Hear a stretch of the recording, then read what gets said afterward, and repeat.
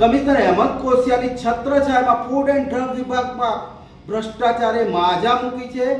અમદાવાદની વસ્ત્રાપુરમાં આવેલી food and drug વિભાગની કચેરીના ડ્રગ ઇન્સ્પેક્ટર દર્શના મોદી લાંચ લેતા એસીબીના છટકામાં રંગે હાથે પકડાયાની ઘટનાને હજુ જાજો સમય નથી થયો ત્યાં એ જ કચેરીના ડ્રગ ઇન્સ્પેક્ટર મહેશ બક્ષી વચોટિયા મારફતે લાંચ લેતા હોવાનું એસીબીની તપાસમાં બહાર આવ્યું છે।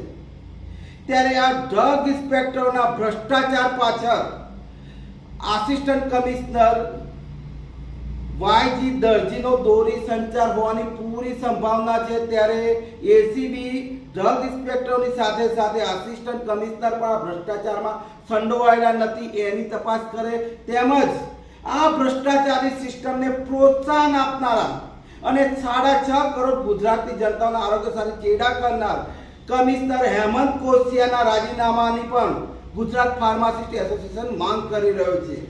જો 7 દિવસમાં હેમંત કોશિયા રાજીનામું નહીં આપે તો આગામી દિવસમાં ગાંધીનગર સ્થિત કમિશનર કચેરીનો ઘેરાવ કરવામાં આવશે। રજનીકાંત ભારતીય, પ્રમુખ ગુજરાત ફાર્માસિસ્ટ એસોસિએશન।